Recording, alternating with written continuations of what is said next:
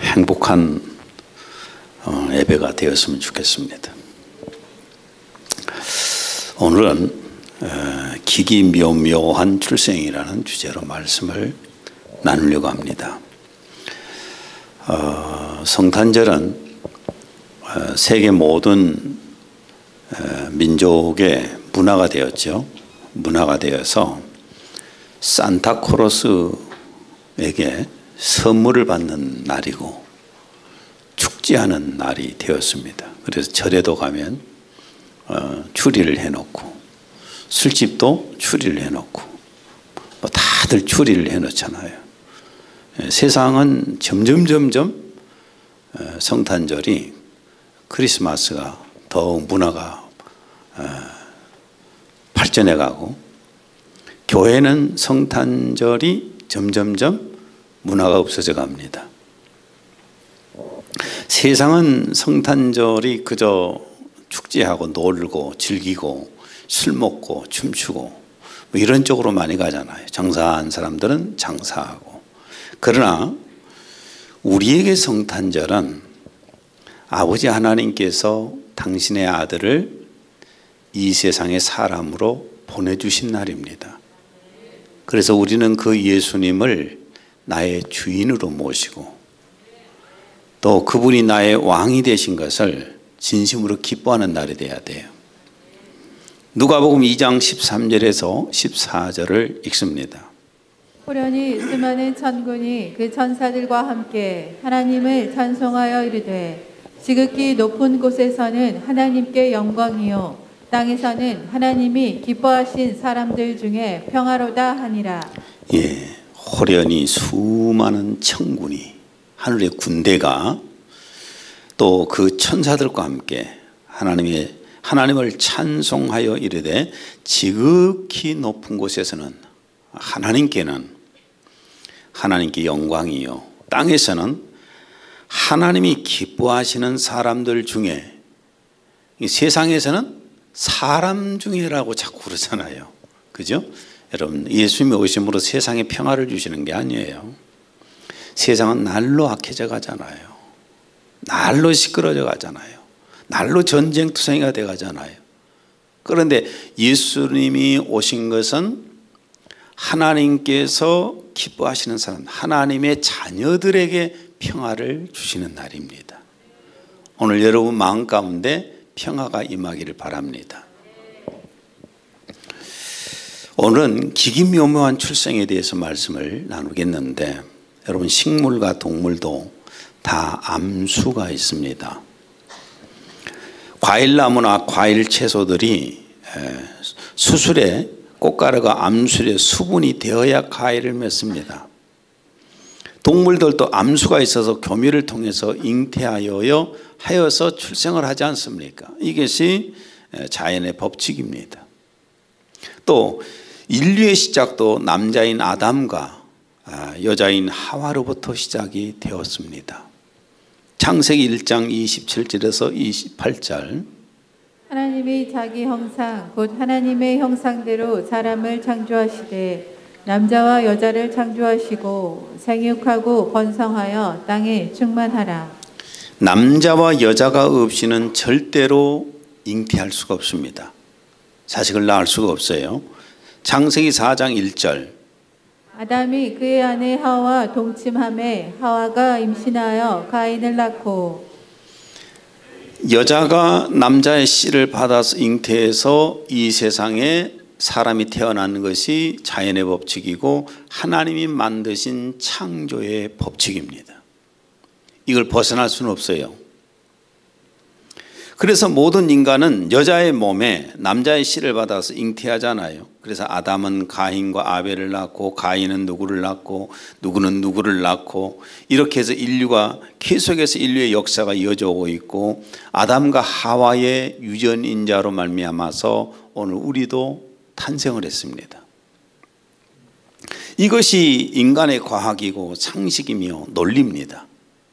그래서 이런 남자와 여자를 통해서 탄생하는 것이 아닌 다른 탄생이 있다면 절대로 과학도 받아들이지 않고 인간의 상식도 논리도 받아들이질 못합니다.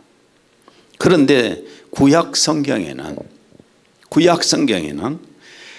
과학도 아니고 상식에도 안 맞는 기기묘묘한 출생을 예언하고 있습니다.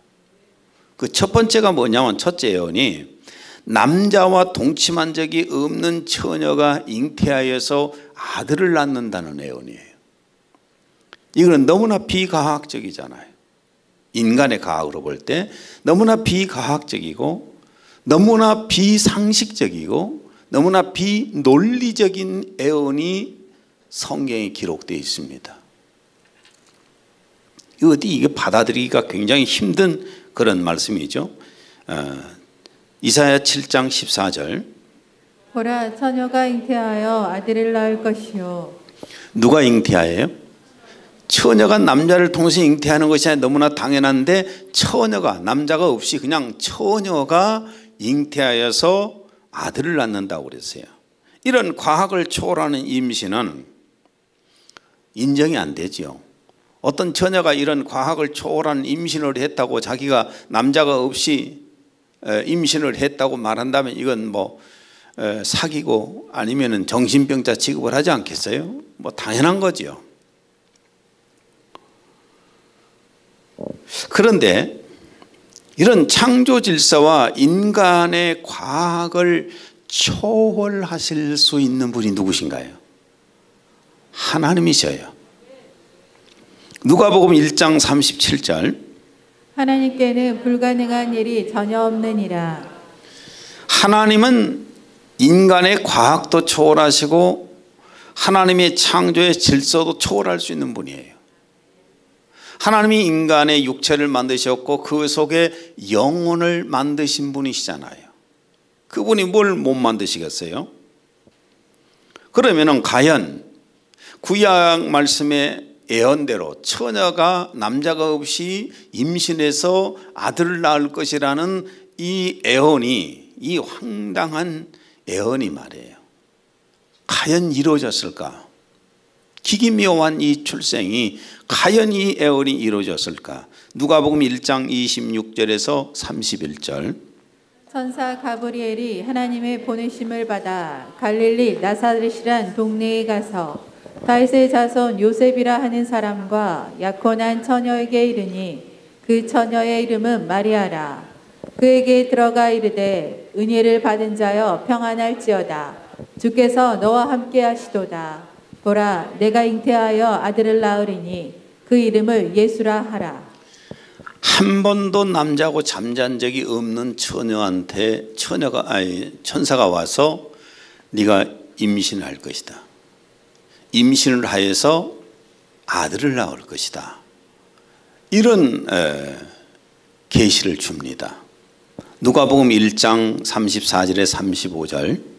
마리아가 천사에게 말하되 나는 남자를 알지 못하니 어찌 일이 있으리이까.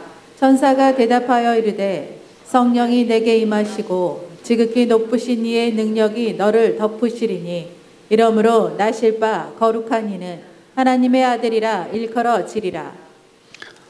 나는 남자하고 잠잔 적이 없는데 어떻게 나한테 임신을 한다고 하십니까? 그랬더니 천사가 하는 말이 성령이 내게 임해서 지극히 높으신 이의 능력으로 네가 임신을 할 건데 그 임신한 분이 하나님의 아들이다. 잉태돼서 탄생하실 분이 바로 하나님의 아들이다. 이렇게 하나님께서 성령을 통해서 마리아의 몸에 잉태를 시키셨어요. 그러니까 하나님의 말씀 하나님이 마리아의 몸에 잉태가 되신 거예요. 마태복음 1장 18절에서 21절입니다. 예수 그리스도의 나심은 이러하니라. 그의 어머니 마리아가 요셉과 약혼하고 동거하기 전에 성령으로 잉태된 것이 나타났더니 그의 남편 요셉은 의로운 사람이라. 그를 드러내지 아니하고 가만히 끊고자 하여 이 일을 생각할 때에 주의 사자가 현몽하여 이르되 다윗의 자손 요셉아 내 아내 마리아 데려오기를 무서워하지 말라. 그에게 잉태된 자는 성령으로 된 것이라. 아들을 낳으리니 이름을 예수라 하라. 이는 그가 자기 백성을 그들의 죄에서 구원할 자이심이라. 예전에 우리나라에도 미리서 약혼을 했잖아요. 양가 집안에서 약혼을 해놓고 뭐 그런다고 해서 사는 건 아니잖아요. 마리아도 마찬가지입니다. 요셉이라고 하는 사람과 이미 약혼을 해놓고 있었는데 아직 결혼도 안 했고 같이 자지도 않았지요. 그런데 임신을 했어요. 이것을 요셉이 듣고 나서 가만히 끊고 자요. 그러니까 파혼해 버리려고 이렇게 했는데 그때 하나님께 천사를 통해서 말씀하시기를 마리아의 몸에 잉태된 자는 다른 남자의 씨가 아니라 하나님께서 당신의 아들을 잉태시켰다고 말해요. 그러니까 너는 그냥 그대로 받아들여라. 그렇게 해서 결국은 요셉이 마리아를 그냥 받아들입니다. 그리고 10개월 후에 예수님의 탄생이 되었습니다. 누가복음 2장 1절에서 7절 공동번역으로 읽습니다. 그 무렵에 로마 황제 아우구스투스가 온 천하에 호구 조사령을 내렸다. 그래서 사람들은 등록을 하러 저마다 본고장을 찾아 길을 떠나게 되었다. 요셉도 갈릴리 지방의 나사렛 동네를 떠나 유다 지방에 있는 베들레헴이란 곳으로 갔다. 베들레헴은 다윗 왕이 난 고을이며 요셉은 다윗의 후손이었기 때문이다. 요셉은 자기와 약혼한 마리아와 함께 등록하러 갔는데 그때 마리아는 임신 중이었다. 그들이 베들레헴에 가 머물러 있는 동안 마리아는 달이 차서 드디어 첫 아들을 낳았다. 여관에는 그들이 머무를 방이 없었기 때문에 아기는 포대기에 싸서 말 구유에 눕혔다. 이렇게 해서 예수 그리스도가 탄생을 했습니다. 그러니까 이 말씀을 다시 요약해서 말씀을 드리면은 구약에 처녀가 남자 없이 임신해서 아들을 낳게 되는데 그가 바로 하나님의 아들이다. 이것이 바로 예언되어 있었는데 과연 이것이 이루어졌느냐? 이루어졌다 그 말입니다. 처녀의 마리아의 몸에 남자하고 잠잔 적이 없는데 말씀 하나님이 성령으로 잉태하셔서 이 세상에 탄생을 하셨다는 거예요. 이것은 인류 역사 가운데 딱 한 번 예수 그리스도 외에는 이렇게 탄생된 사람은 없습니다. 만약에 다르게 말하면 다 사기입니다. 자꾸 신격화 시키기 위해서 아버지를 없애버립니다. 사람들은 아버지를 없애요. 박억거세가 R에서 나왔다. 김수로가 R에서 나왔다. 다 이거 사기치는 거잖아요. 예수 그리스도 외에는 처녀의 몸에 잉태되어서 나오는 사람 이 세상에 아무도 없습니다. 그래서 인류가 이것을 인정하기 때문에 인류는 예수 그리스도의 탄생을 기점으로 BC와 AD로 나누지 않습니까? BC는 비포 크라스티, 예수님 탄생 이전이라고 말이죠. 그 다음에 또한 AD는 아노 도미니, 이것은 주님의 해란 말입니다. 이렇게 기기묘묘한 탄생이 있었기 때문에 역사는 예수님의 탄생을 전후로 해서 나누는 것입니다. 예수님이 이 세상에 그냥 그렇게 오신 것이 아니라 이런 기기묘묘한 탄생을 통해서 오신 거예요. 그 다음에 두 번째로 도저히 우리 인간의 과학이나 상식으로 이해할 수 없는 또한 애언입니다. 기기묘한 출생의 애언은 남자의 씨가 아닌 창조주 하나님께서 사람이 되어서 사람들 속에 오신다는 애언입니다. 이사야 7장 14절 보라, 처녀가 잉태하여 아들을 낳을 것이요 그의 이름을 임마누엘이라 하리라. 그의 이름을 임마누엘 하리라. 이 세상에 오시는 하나님의 아들의 이름이 누구냐? 임마누엘이라. 임마누엘은 하나님이 우리와 함께 계시다. 하나님이 사람들 속에 함께 계시는 분. 오늘 우리의 하나님이 누구시냐? 예수님이십니다. 예수님은 이 교회의 머리시고 우리의 주인이시고 우리의 왕이시고 우리의 하나님이십니다. 제가 예를 들어서 하나 얘기를 해볼게요. 상식적으로 맞는 얘기인가? 사람이 원숭이를 구원하려고 원숭이들 속에 원숭이가 되어서 원숭이들과 함께 살았다? 이 말이 됩니까 안 됩니까? 이야기 속에도 이런 얘기는 안 나와요. 그런데 구약 성경에는 아주 이 기기묘묘한 출생을 예언하고 있다고 말해요. 사람이 원숭이가 되어서 원숭이들 속에서 살았다. 이거 말도 안 되는 그런 얘기도 그보다 더 기기묘묘한 지금 출생 얘기를 한 겁니다. 또 이사야 선지자는 하나님께서 사람으로 오셔서 어떻게 불려질 것인가를 예언을 했습니다. 이사야 9장 6절 본문입니다. 이는 한 아기가 우리에게 낳고 한 아들을 우리에게 주신 바 되었는데 그의 어깨에 비묘자라 모사라 전능하신 하나님이라 영존하시는 아버지라 평강의 왕이라 할 것임이라. 사람들은 이 기기묘묘한 출생한 분이 누구냐? 통치자로 불릴 것이고 상담자로 불릴 것이고 기적의 하나님이라 불릴 것이고 영원한 아버지라 불릴 것이고 평강의 왕이라고 부를 것이라고 예언했다고 했습니다. 세상에 어떤 사람이 이렇게 불려지겠어요? 그런데 누가 그렇게 불려졌어요? 예수 그리스도가 그렇게 불려졌잖아요. 그분이 바로 예수 그리스도예요. 여러분, 자꾸만 사람들은 성경을 읽으면서 과학을 내세웁니다. 성경을 읽으면서 철학을 내세웁니다.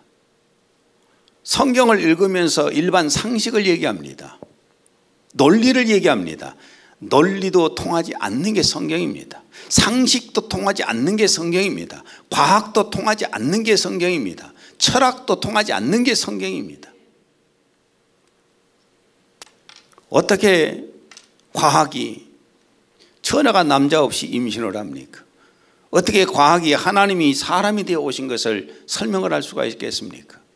어떻게 과학이 홍해바다가 갈라진 것을 설명을 하겠습니까? 어떻게 과학이 죽은 자가 살아난 것을 설명을 하겠습니까? 어떻게 해서 과학이 예수 그리스도가 죽음에서 부활하시고 승천해 가셨다가 다시 오신다는 것을 어떻게 과학이 설명을 하냐고요. 성경은 원래 과학으로 설명이 안 됩니다. 철학도 상식도 논리도 절대로 설명할 수 없는 게 성경입니다. 이렇게 해서 탄생하신 분이 예수 그리스도예요. 예수님은 창조주 하나님이 사람으로 잉태되어 출생하신 분이에요. 빌립보서 2장 6절에서 8절. 그는 근본 하나님의 본체시나 하나님과 동등됨을 취할 것으로 여기지 아니하시고 오히려 자기를 비워 종의 형체를 가지사 사람들과 같이 되셨고 사람의 모양으로 나타나사. 본래 하나님의 본체십니다. 본질이 하나님이셔요. 그런 분이 사람이 되어서 오셨다는 겁니다. 왜 사람으로 오셨는가? 우리가 이 지역 양림동 지역에서 있었던 사건을 말씀을 드려볼게요. 엘리제 셰핑이라고 하는 사람은 32살의 나이로 1919년도에 선교사로 파송을 받아서 강주 지금 기독병원에 간호사로 왔습니다. 그리고 이름도 바꿨어요. 서서평이라고. 우리 한국 사람의 이름으로 바꾸어서 조선 여인으로 살았습니다. 당시 조선 여인들처럼 한복을 입었고 고무신을 신고 다녔습니다. 그리고 먹을 걸 자기의 식량을 어렵고 배고픈 사람들에게 다 나누었어요. 특별히 그 어려운 여자들에게. 그리고 본인은 먹지 못해서 영양실조로 54세에 영양실조로 죽었습니다. 미국에서 그렇게 많이 보내주는 선교비도 배고픈 사람들 위해서 다 썼고 간호사였으니까 얼마든지 봉급도 받았을 때 그것도 다 어려운 사람들을 위해서 썼고 그래서 수많은 사람들이 서서평을 따라서 예수님을 믿게 되었고 또 사람들이 서서평의 이름을 가지고 구제를 했던 겁니다. 창조주 하나님께서 말씀만 하고 계셨다면 누가 그분을 따라갑니까? 창조주 하나님께서 우리의 연약한 사람이 되어 오셔서 함께 우리와 함께 하시면서 우리의 구원자가 되셨기 때문에 사람들은 그 예수 그리스도를 따르는 겁니다. 그분 앞에 진심으로 존경하고 경배하고 무릎을 꿇습니다. 진심으로 그분을 사랑합니다. 그래서 우리가 진심으로 예배를 드리지 않습니까? 나는 은혜 중에서, 하나님의 은혜 중에서 가장 큰 은혜가 뭐냐? 많은 분들은 예수 그리스도가 십자가에 달리신 것을 얘기를 합니다. 근데 저는 그보다 더 큰 은혜는 말씀 하나님이, 성자 하나님께서 이 세상에, 죄악 많은 이 세상에, 그것도 피조물인 인간들, 죄악으로 더럽혀진 인간들, 지옥 가고 있는 인간들, 마귀를 따라가고 있는 인간들 속에 인간의 모습으로 오신 것이 저는 가장 큰 은혜라고 생각합니다. 이보다 더 큰 은혜가 어디 있겠습니까? 히브리서 4장 15절에 16절, 우리에게 있는 대제사장은 우리의 연약함을 동정하지 못하실 리가 아니요 모든 일에 우리와 똑같이 시험을 받으시니로되 죄는 없으시니라. 그러므로 우리는 긍휼하심을 받고 때를 따라 돕는 은혜를 얻기 위하여 은혜의 보좌 앞에 담대히 나아갈 것이니라. 예, 그 예수님은 우리와 똑같이 우리의 아픔을 경험해 보신 분이잖아요. 배고픔도 아신 분이잖아요. 그분도 다 목수일도 하셨잖아요. 땀 흘리면서 고생하면서 날마다 몸이 아프게끔 으스러지게끔 노동일도 하신 분이에요.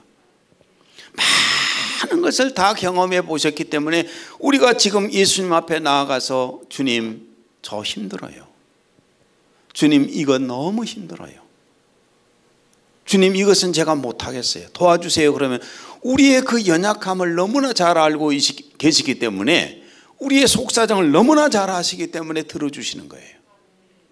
경험하지 않은 사람이 어떻게 그 상대방을 정말 긍휼히 여기겠어요? 여러분, 노숙자를 진심으로 경험해 보지 않고는 노숙자를 이해를 못해요. 배고픔을 경험해 보지 않는 사람이 어떻게 배고픔을 압니까?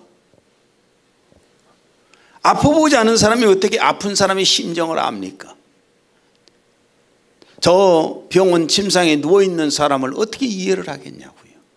정신으로, 머릿속으로는, 어떤 이론적으로는 이해할 수 있겠지만은 가슴으로 오질 않아요.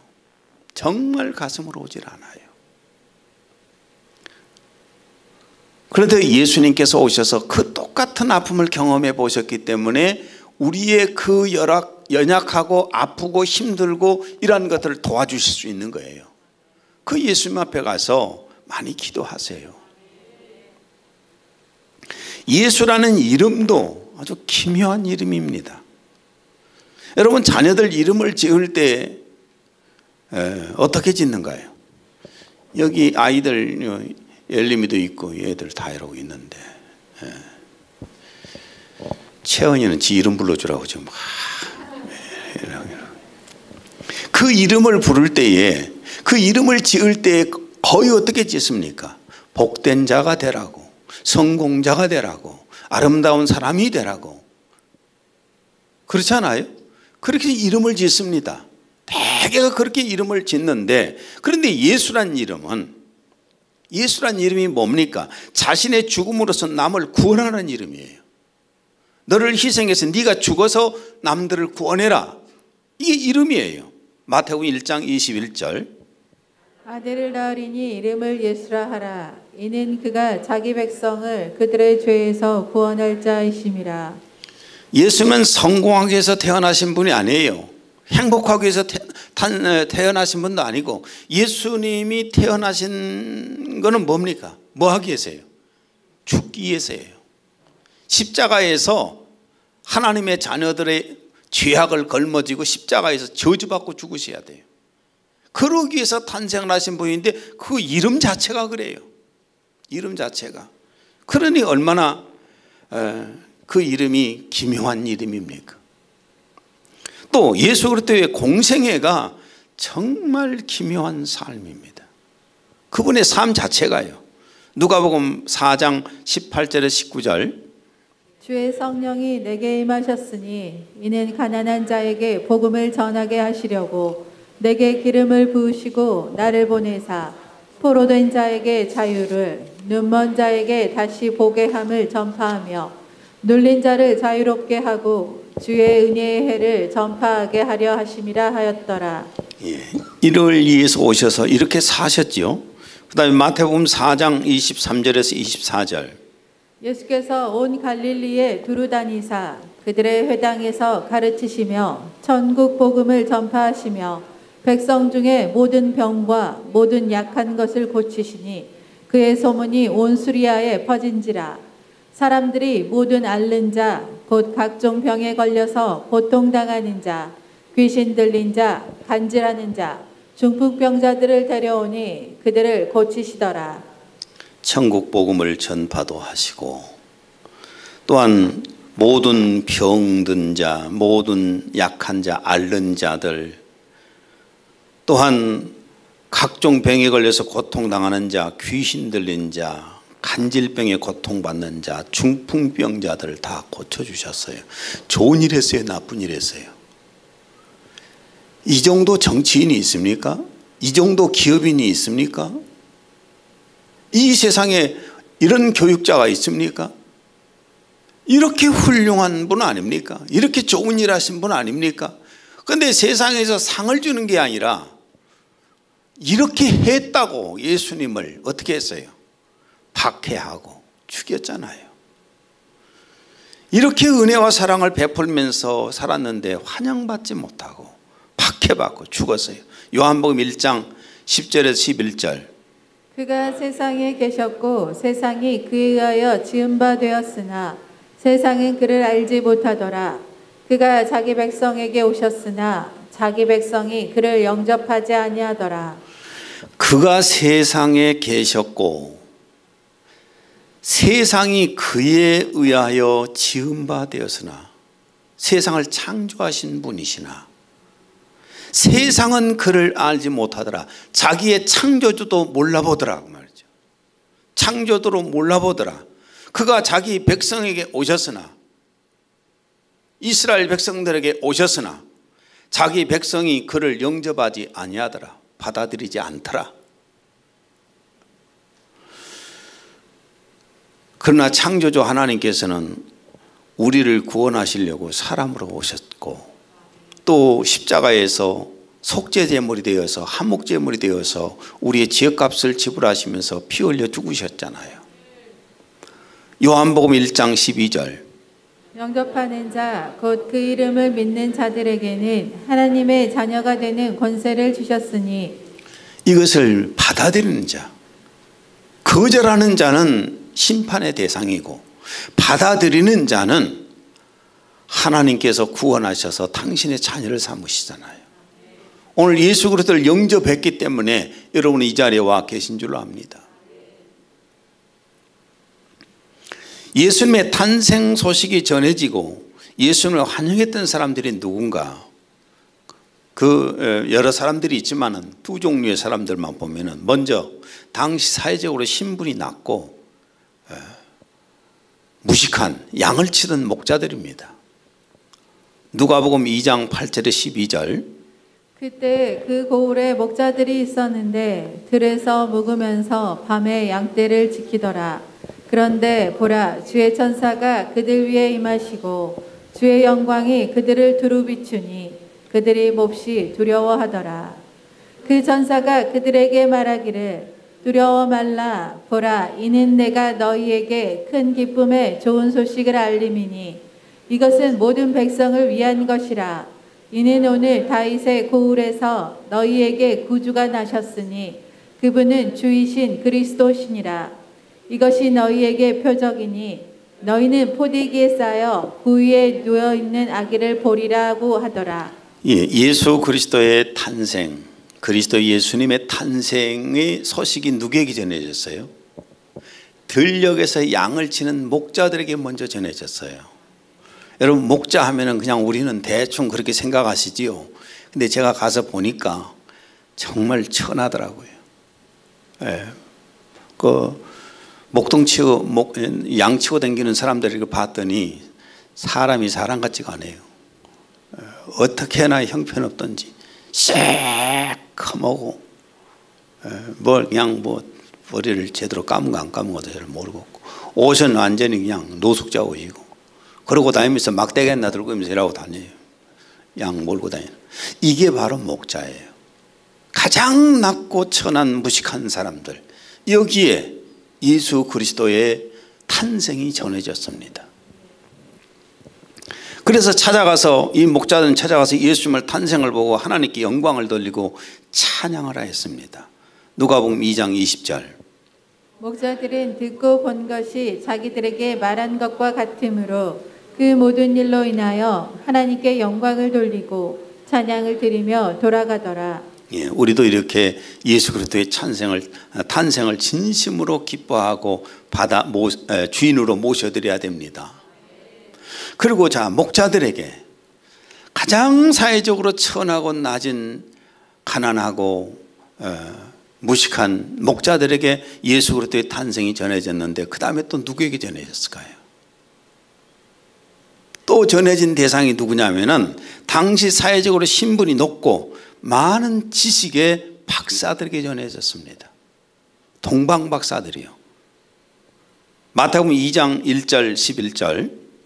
헤롯 왕 때에 예수께서 유대 베들레헴에서 나심에 동방으로부터 박사들이 예루살렘에 이르러 집에 들어가 아기와 그의 어머니 마리아가 함께 있는 것을 보고 엎드려 아기께 경배하고 보배압을 열어 황금과 유향과 몰약을 예물로 드리니라.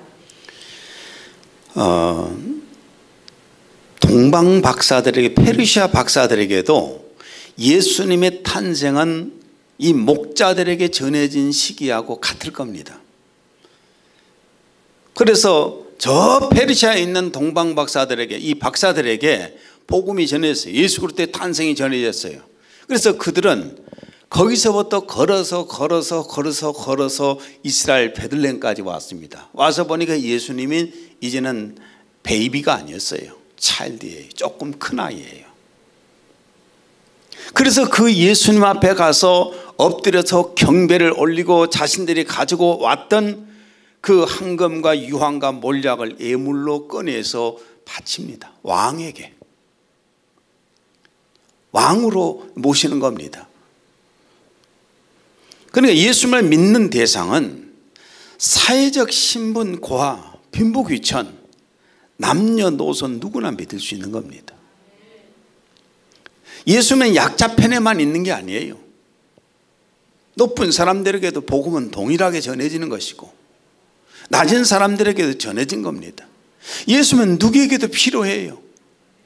여러분, 사회적으로요, 성공했다고 하는 사람들한테 가보면 더 약자예요. 우리가 보기에 성공한 것처럼 보이죠. 그들 안에 보면은 해결되지 않는 문제들로 인해서 가정의 분란 때문에, 자녀 문제 때문에, 부부간의 갈등 문제 때문에, 어떤 적이 많기 때문에 불안과 초조 속에서 살아가는 게 그런 사람들이에요. 그 사람들에게 예수님이 필요하잖아요. 배고픈 사람은 먹는 거 없어서 배고플 뿐이지 그 정도 고통받지를 않아요. 예수님은 남녀노소, 빈부귀천, 지희고하를 막론하고 누구에게나 필요한 것입니다. 오늘 말씀의 결론을 맺습니다.